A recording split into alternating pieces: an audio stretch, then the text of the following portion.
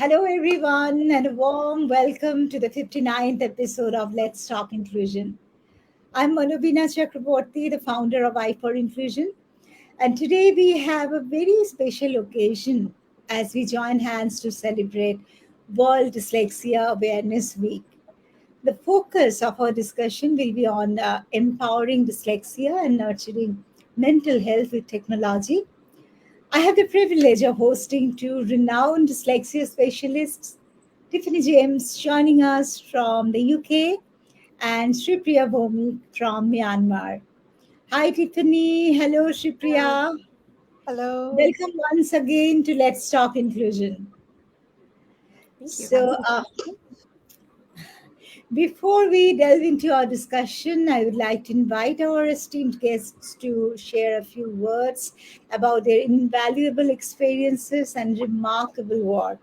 Let's start with Tiffany James. Tiffany. Well, hi, I'm Tiffany James. I'm the Director of Educational Development for Nessy Learning, the founder of the Reading Center, and I founded the Strive reading program in the United States. And I'm a mother of dyslexics. I'm dyslexic myself. My husband, Mike, who founded Nessy Learning, is dyslexic. And his story is told along with his mother in the film Michael, if anyone has seen that. That's about my husband, Mike, and his mother, Pat Jones. Thank you very much, Tiffany, for sharing your story. And now let's hear from Sreepriya Bhowmik joining us all the way from Myanmar. Hello. Thank you so much, Manobina, for inviting me for this amazing platform. I love coming here. Those who know me, and I'm Sreepriya, and I'm currently working as Head of Special Educational Needs in an international school in Yangon, Myanmar International School, Yangon. And we're aiming to build a truly inclusive school there. And I've been in the field of special needs for almost 27 years now. My What happens, Sreepriya? You're frozen. Sreepriya, can you hear me? Tiffany, am I also frozen or No, I it's can hear you. all right? So Sreepriya will be joining us soon, I'm sure. Maybe it will reconnect. Yeah, she will reconnect maybe. Uh, Anyways, thank you, Tiffany. And of course, Sreepriya will be joining back for your inspiring lives. And we are really fortunate to have such esteemed experts with us today. So let's embark on this enlightening journey to explore the intersection of dyslexia, mental health, and technology. Uh, till the time Sreepriya joins again, let me come to you, Tiffany. Is Sreepriya there? Yes, she is here. I Awesome. am not. We just had somehow we had a power cut, so I'm not turning the camera on because you won't be able to see me. I'm just waiting for the generator to be turned on. That's All our young. right. Welcome to Myanmar. Uh, so as I was saying, and yeah, originally my specialization was in autism, and then I moved to dyslexia, and I'm a proud mother of a proud dyslexic learner. Yes. Yeah. Thank you very, very much. Thanks a lot, Sreepriya. And so just let's not wait more and let's just start our discussion, this enlightening journey, as I was saying, to explore the intersection of dyslexia, mental health, and technology. So, Tiffany, how can technology be leveraged to empower individuals with dyslexia and support their learning and development? What is your opinion about it? Well, interestingly, we were talking about this or something similar, a similar topic, just this morning with on another podcast. But specifically, we're focused on early intervention. So we are focused on trying to teach young dyslexics to read. And what teachers often find is a large classroom with many children of many different needs, many different paces in their literacy development, and needing to address the needs of all of them. And that's a great place for technology to step in and lend a helping hand to the teacher. It doesn't replace the teacher, but it gives the teacher a tool to use to be able to reach many children at once. And something I'm quite passionate about, because we know that when children are taught individually and their specific needs are met, they make great progress in their literacy. Sure, sure. Yes, of course. And I know Sreepriya uses technology for her students and daughter too.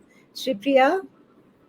Yes, I am a great believer of making life simple. So I think we are moving forward. We're in 2023. Life has moved forward. So if they're struggling to write, why unnecessarily put them under the pressure of trying to think and go through the entire stress of trying to write when they can use speech to text and express themselves? And often I like, this is something I'm trying to promote a lot, and I can see the challenges. But if we are talking about inclusive environment moving forward, um, many schools take pride in giving coding lessons, and we are IT savvy, all these things. But then when it comes down to assessment, you expect them to write. Okay, but if the child has got developmental disorder or specific learning difficulty, and learning and writing is a daunting task for them, why put them go through it? Let's encourage them to move forward with confidence. And I am kind of at this point of time, I'm really encouraging Sahed to use speech to text, because if it's a normal way of working, whether she's doing IGC, when she does her IGCS, if and when, it she will be able to use it. And who knows, by the time she is ready for it, she's 10, the the things would have changed. And it's so there's no point in her forcing her to write something which nobody can read, and that stops her from growing. So but I think it takes a whole village to raise a child. Similarly, everybody has to change their attitude towards, it's not taking away independence, it's giving them independence. It's like, I'm trying to promote this. You cannot expect, because everybody walks doesn't mean somebody who's wheelchair bound has to walk. Absolutely. Because where we have the way we have normalized wearing glasses, I think it's high time we should make using technology as a learning aid normal. It's like nothing to be like, to think about. She needs it. She learns that way. She uses it. So I think we really need to work a bit more on changing the mindset towards using technology to promote. And what are some specific technological tools or applications that have proven effective in helping individuals with dyslexia enhance their reading and writing skills? It's for actually our parents in India. I too work in school situations. So our parents and colleagues are the viewers of this program. So this is for them. If you could just throw some light on this, Sreepriya. Where has she gone again? Tiffany, would you like to continue, please? Sure. Well, she mentioned speech to text. It's a wonderful tool, not only to teach, but to let dyslexics and dysgraphics, because I'm dysgraphic, get our ideas onto paper, get our ideas into print.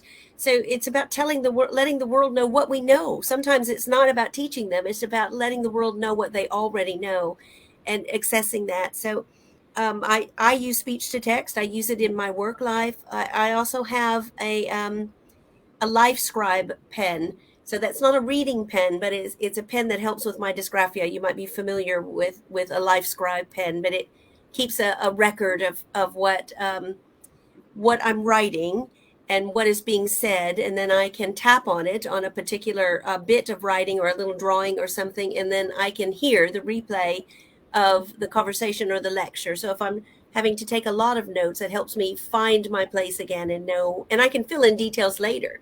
because sometimes I can just because I'm dysgraphic, I type very slowly.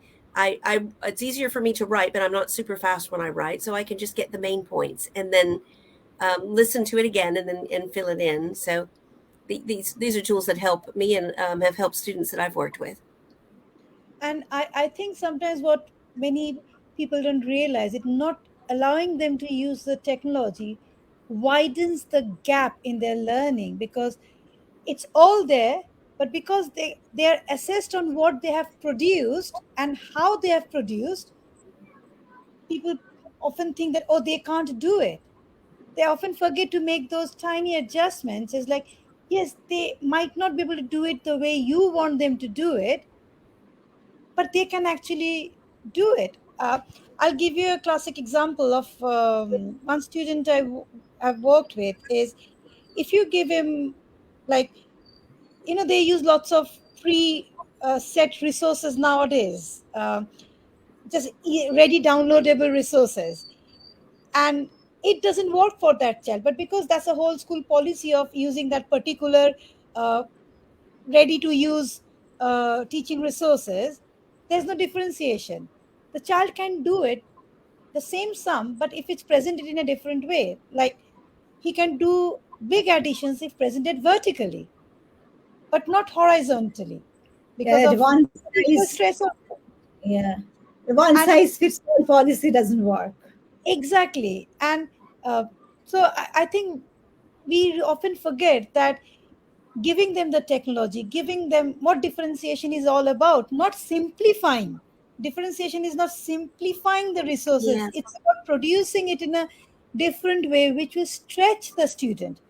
Often people forget, think that, oh, we are differentiating, so we are giving them an easy task.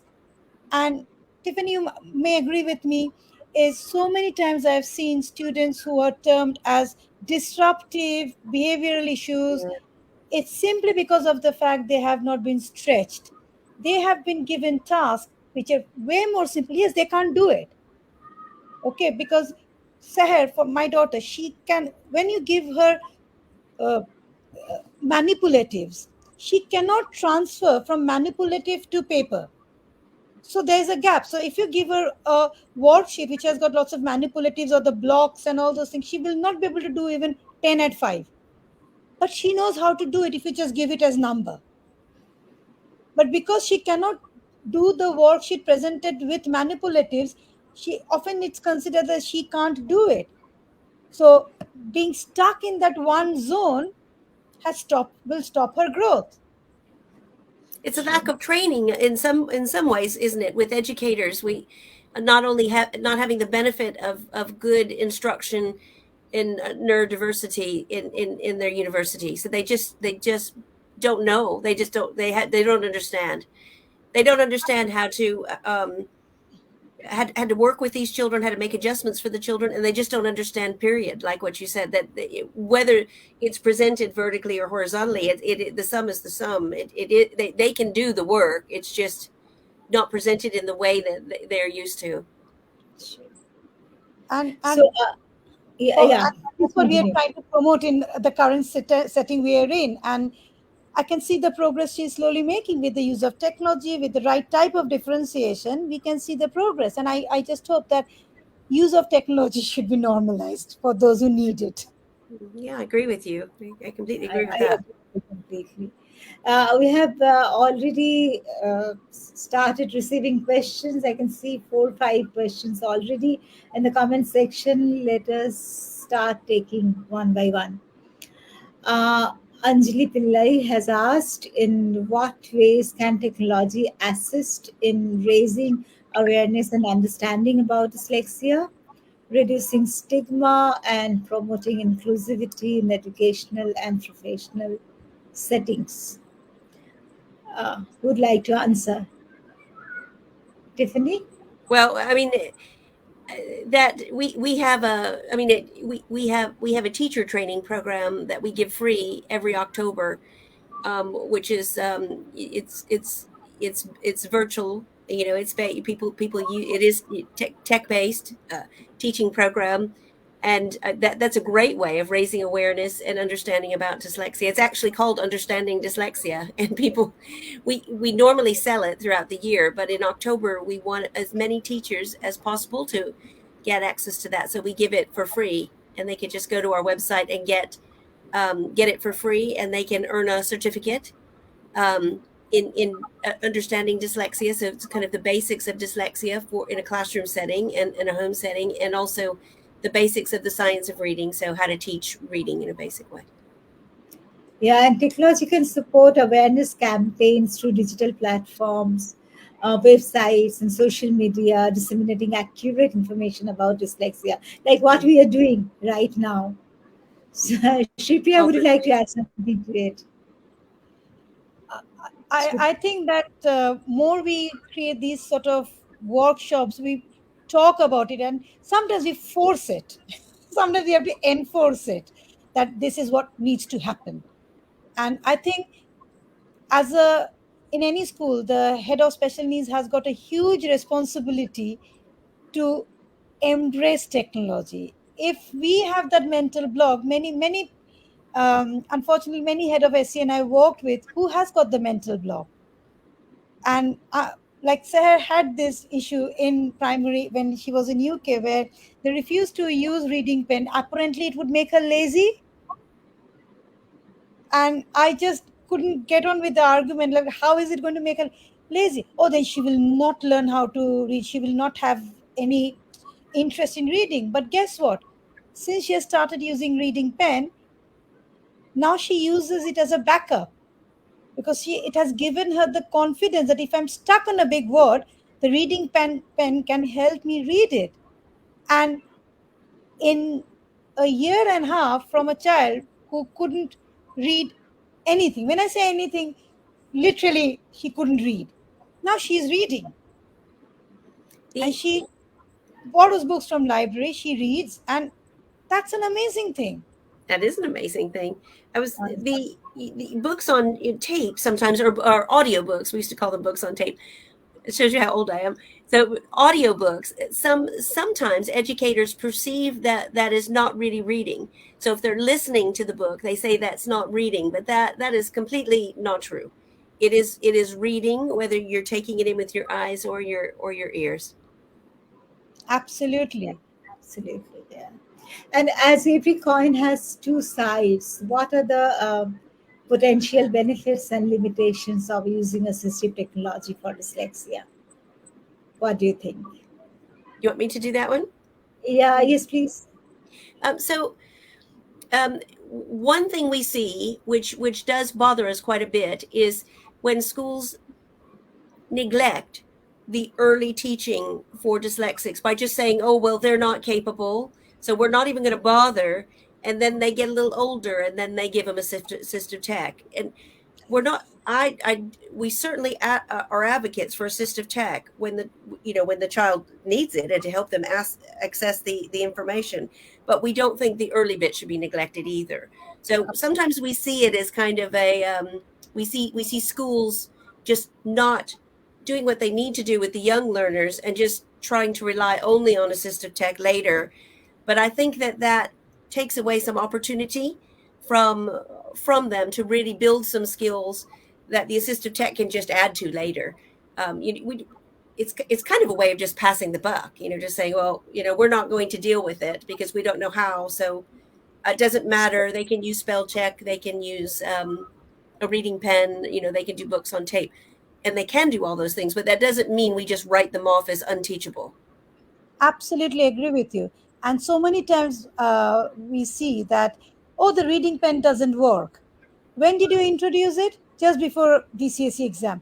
No, they need to learn how to use it because there are a lot of things that needs to be, the child needs to practice how they hold it, how they scan it, the speed of scanning, getting your brain tuned to, when the sentence finishes, and all those things they need practice. So you cannot just give it to them all of a sudden before the exam or after doing their access arrangement assessment and say, oh, we gave it to the child but it doesn't work. Of course it will not work because it's not their normal way of working. We have to promote it from early age to make it their normal way of working. And as I always say, to be proud of who they are. It's part of their existence. It is part of their identity. It is how they work. If we don't help them be confident of the technology they're using, it's like if I'm wearing glasses, why are you wearing glasses?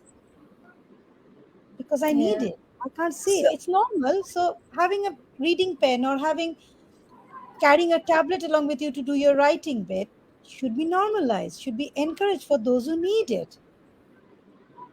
yeah, and in India, awareness is something that we really need to work on, and also some limitations may include cost, accessibility, and the need for training and ongoing support. I don't know whether it is the same in Myanmar or in the UK.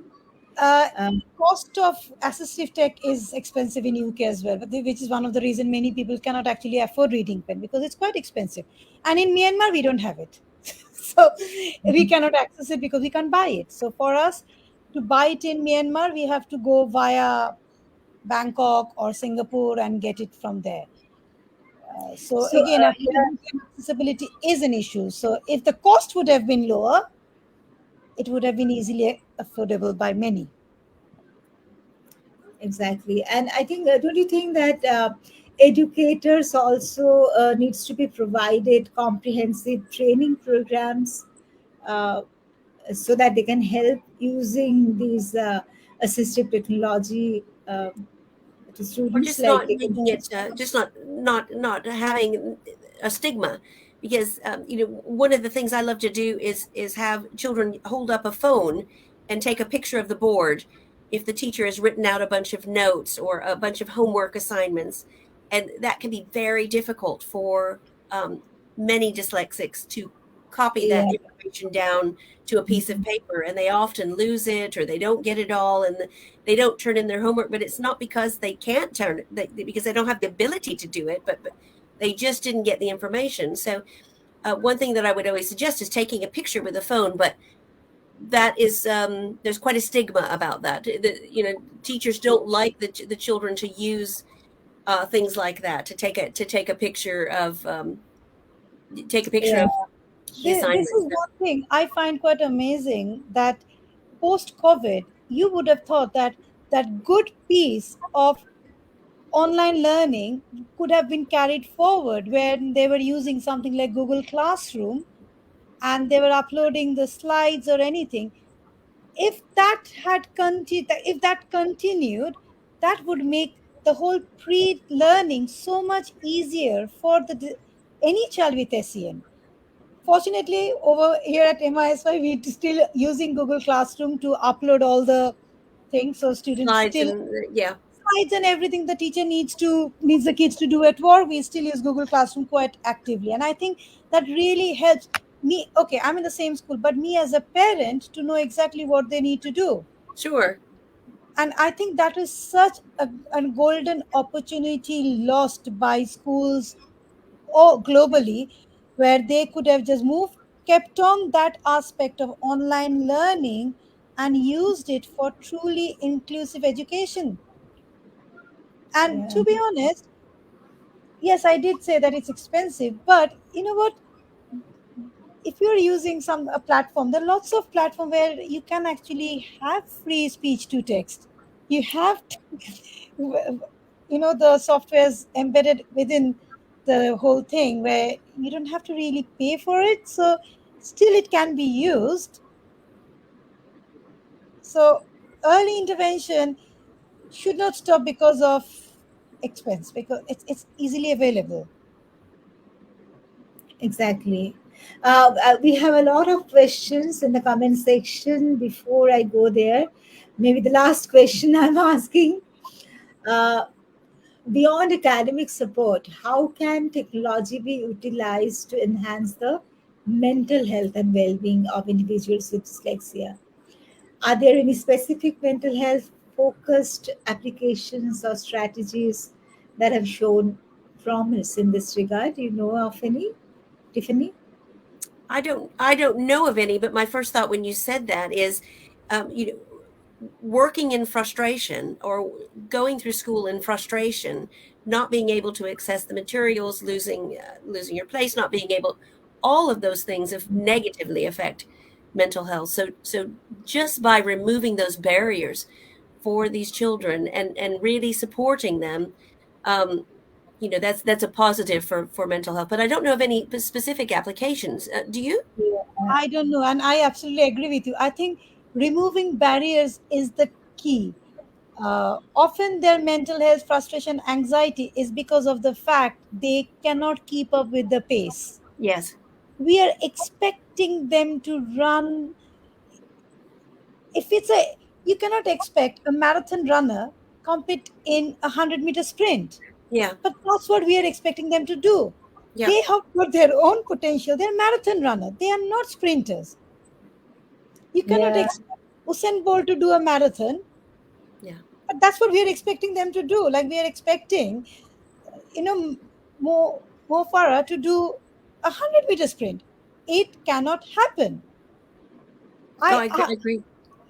if I'm judged by my performance in chemistry lesson, well, I'm rubbish at it. That doesn't make me any less able.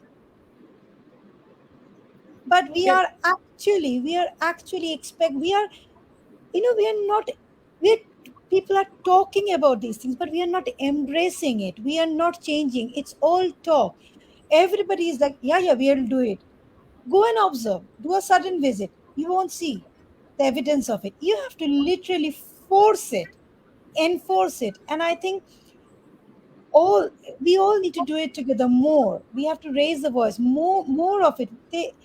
Because if we don't speak for these kids, nobody else would.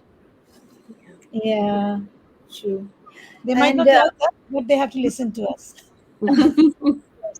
what I feel that technology can provide mental health focused applications such as mindfulness and meditation apps, maybe, and Maybe I'm just not aware of any specifically, but Yes, I could see that. CBT programs, cognitive behavioral therapy programs, stress management tools are also available. I know some of the names, but that's not dyslexia specific. That's why I'm not taking names. My last week's episode, I actually has have given some information about it.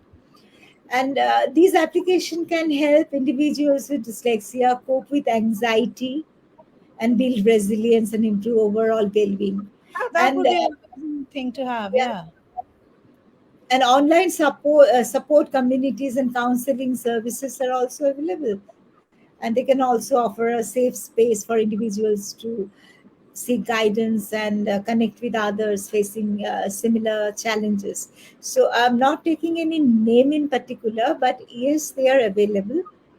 uh, Anyone can just search for it on Google. I And recently observed one lesson where the class had quite a few kids with SEN, and the teacher just played a very light, uh, like relaxation music as a background in class, mm, and the kids were so focused. Hmm. The yeah, same true in other lessons were like all over the place. And I actually went in to observe one particular student, and I think sometimes that's also use of technology. Yes. Yeah. exactly. Technology doesn't, we often like very limited to just use of computer. No, technology is Yeah, all around us. Just think out of the box. We often think, we say think out of the box, we give ourselves an imaginary box. Inside it we create our own box. But we don't, but the thing is, when we say think out of the box, there shouldn't be any other imaginary box which has been given by the society. So the think out of the box needs to be completely out of the box and think and embrace. Agreed. exactly. Thank you. And let us just take questions from the audience now. We have a lot of questions to answer. Let's take one by one. Shilp Goreshwar, what role can educators, schools, and parents play in facilitating the effective integration of technology into dyslexia support programs? Who would like to take it? Tiffany?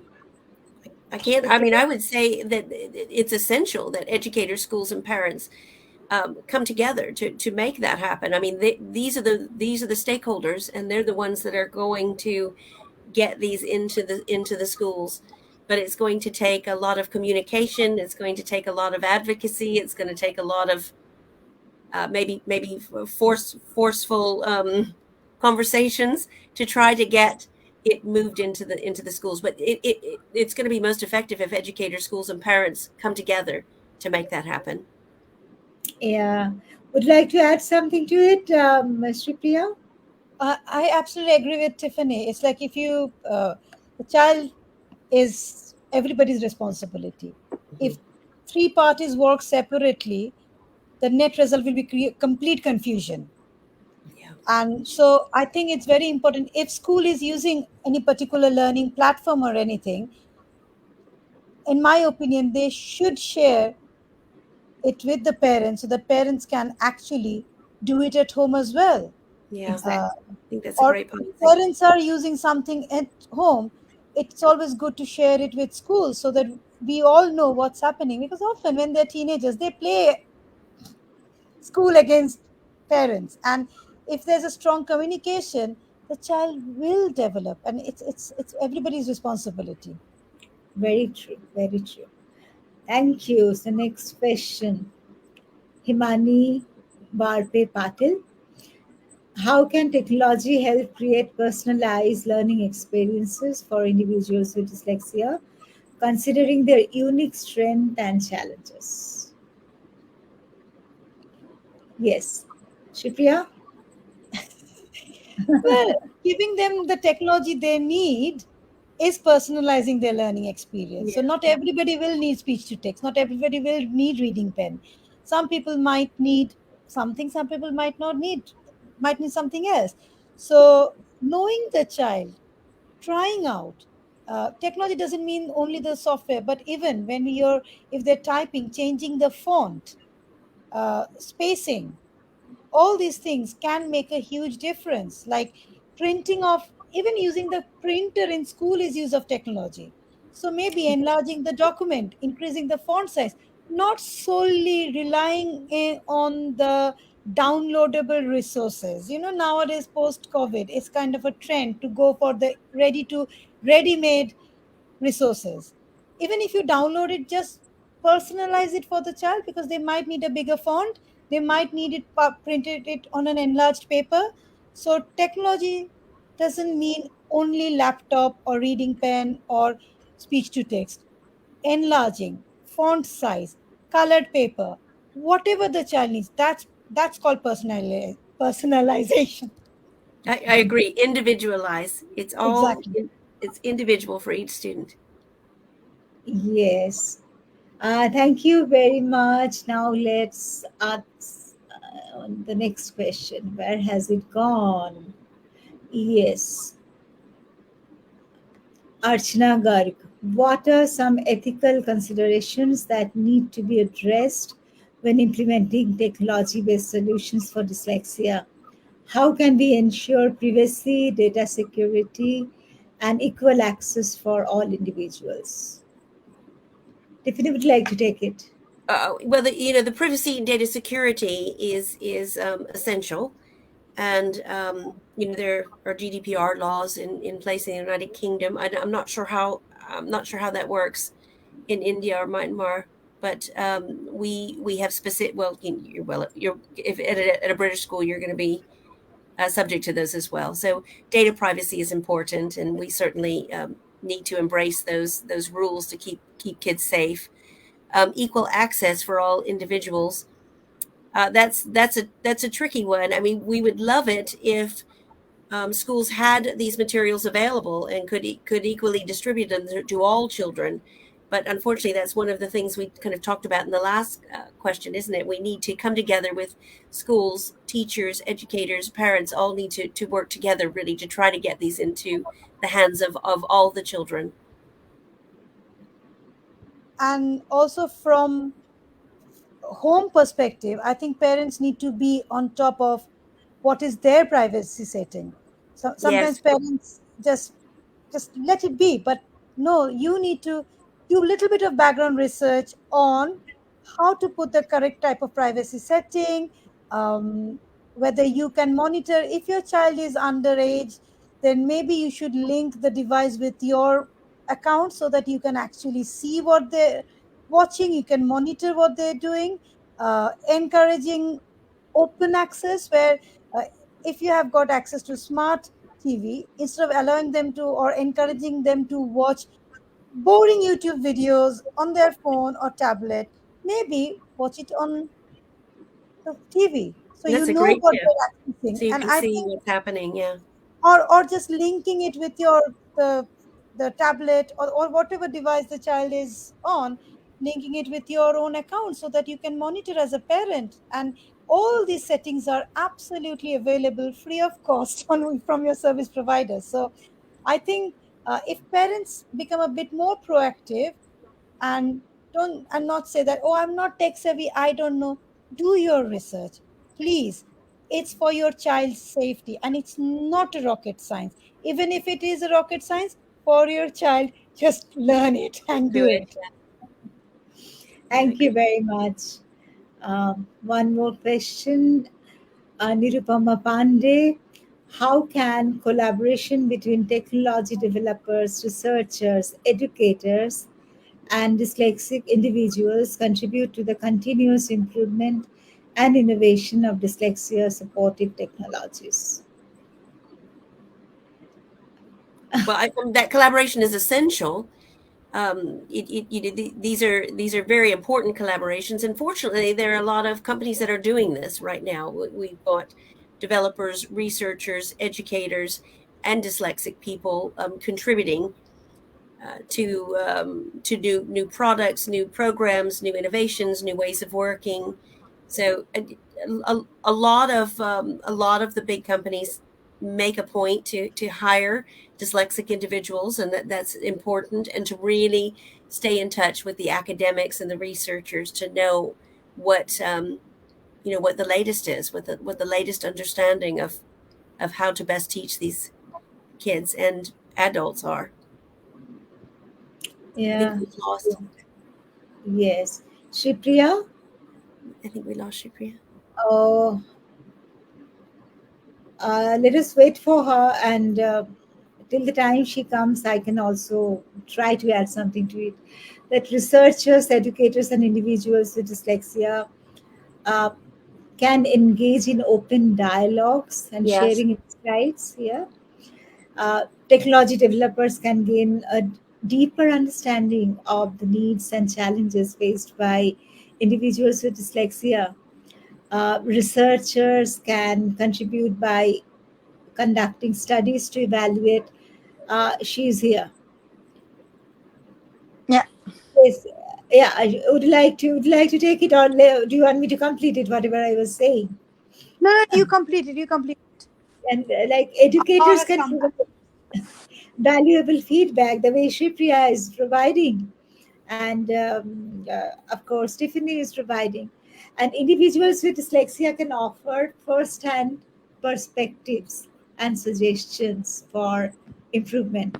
So this I collaborative approach ensures that dyslexia supportive technologies are user-centered, evidence-based, and constantly evolving. Yes, Shripriya, all I yours. yeah, sorry. I think that schools need to give more power to the kids. They need Yeah, to them. They need to ask them. I think often we ignore them. We focus in schools. I've noticed that they focus on what they can't do and all the things they're getting wrong. We tell them a lot. People tell them a lot about, oh, you need Yeah, to do this. You need to do this. You need to do this. Ask them, how do you think you can do it? exactly. Like rephrasing the way we talk to them can give teachers an input. Constantly giving them instruction, listen to them. I think to have a successful, inclusive environment in classroom, whether it's technology based, non technology based, is actually giving kids chance to talk, chance to vent out their frustration. From when they vent out their frustration, you get your answer where the problems are. And often, actually, if you quietly observe them and listen them, you see it could have been easily fixed. Yeah, And that's the key thing for collaboration, is getting them chance to talk. That's a great point.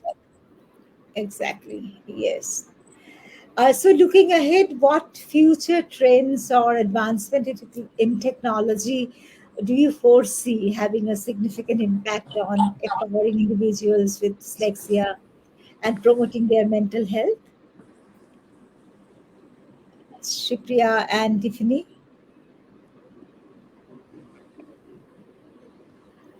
do you We should foresee take it. any advancement in technology which might have significant impact on empowering dyslexic individuals and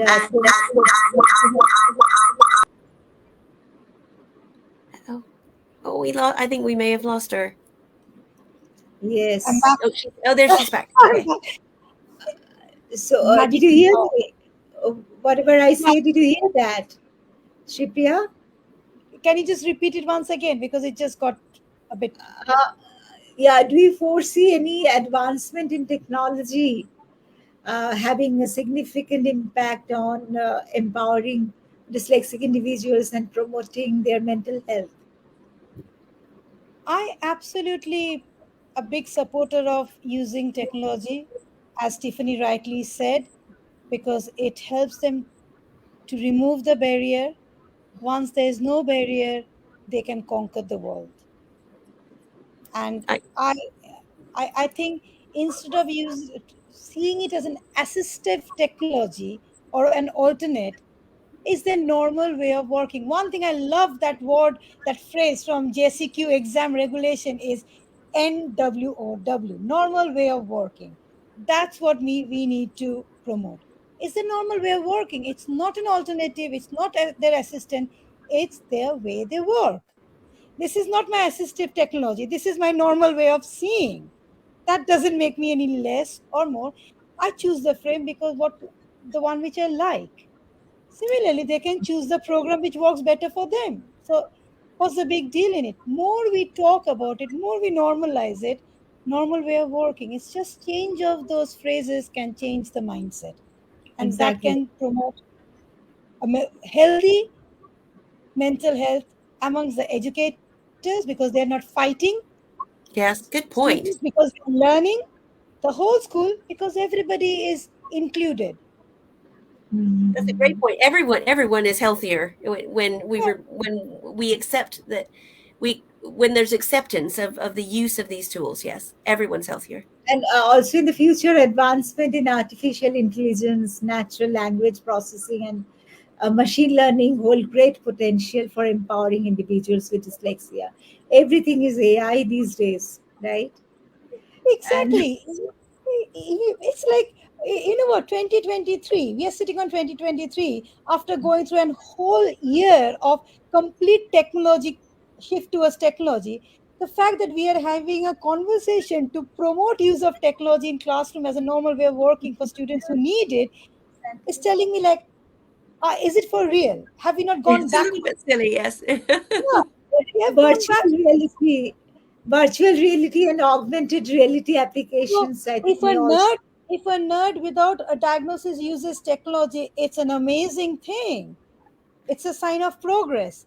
But a child who need, or an individual who needs it uses it because it's the normal way of working, it's a Exactly, problem. No, it's not a problem. It's their normal way of working. So let's just normalize it. exactly. We'll have to normalize it. Yeah, and Tiffany, would you like to add anything more in this point? I completely agree. It just has to be accepted by educators in the classroom, by head teachers, by educational departments. It just has to be accepted, and when it's accepted, it's going to be better for all. Exactly. So it was really very enriching session with both of you today. I really learned a lot. Thank you very much, Tiffany and Sreepriya, for your time. Is there any more question? No, there is no question. Before we conclude today's session, do you have any concluding comments or suggestions for our viewers. Tiffany? Well, I just want to say thanks for including me in this great conversation. I learned a lot as well, and it's fired me up a little bit about promoting just acceptance of technology.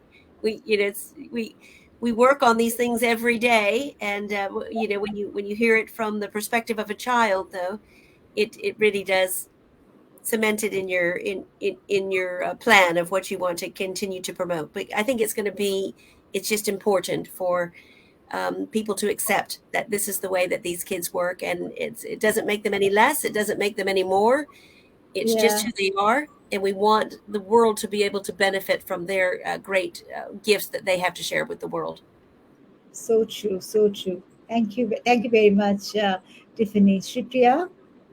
I would say that we work a lot on awareness campaign.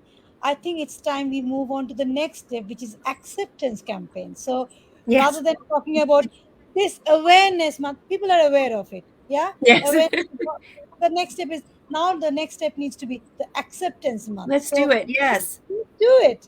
I would love to collaborate with you, Tiffany, on creating more acceptance month, acceptance week.